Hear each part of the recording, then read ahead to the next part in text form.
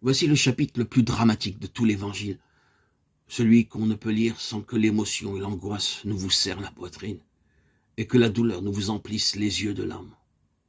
La passion. Ce mot veut dire la souffrance ou la torture. Et il est bien vrai que durant ce dernier jour, Jésus souffrit, fut torturé au-delà de ce qui est concevable. Entre le moment où il était venu au jardin des Oliviers, où l'inquiétude avait fait couler sur son front la sueur de sang, jusqu'à l'instant où son âme retournera à son Père, 16 ou 17 heures vont se passer en coups, en outrages, en interrogations épuisantes, en tortures. Déjà, cet horrible ensemble de douleurs inspirerait la pitié, quel que soit l'homme qui le subisse.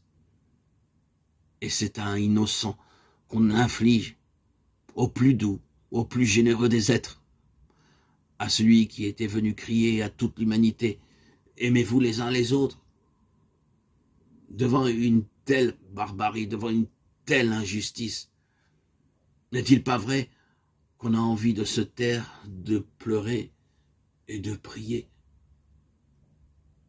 La troupe arriva à l'entrée du jardin de Gethsémani, des valets du temple portant lanternes et torches, des soldats armés d'épées et de bâtons. Celui que j'embrasserai, avait dit Judas, ce sera lui. Dans la nuit, imaginez le tumulte. La troupe de police se rue parmi les oliviers. Les apôtres, réveillés en sursaut, se dressent, seuls, très calmes, au milieu de cette frénésie. Jésus est là, immobile. Le traître s'approche de lui, fait mine de l'embrasser. Judas dit tout bas, le Christ, tu me trahis par un baiser. Et dans ces simples mots, vous entendez le terrible reproche. Puis, s'avançant vers les soldats, qui cherchez-vous? Jésus de Nazareth. C'est moi. Ne faites pas de mal à mes amis. Je ne résisterai pas. À ce moment, Pierre, réveillé, comprenant ce qui se passe, saisit une épée et fonce en avant. Il frappe. Un des serviteurs du temple, un nommé Malchus, reçoit le coup à l'oreille. Mais Jésus a tout vu.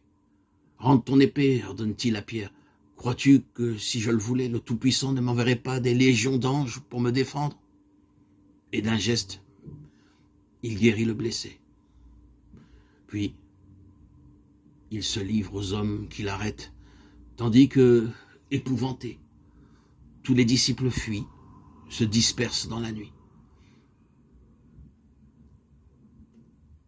Par les ruelles coupées d'escaliers, le poussant, le tirant, on emmène Jésus.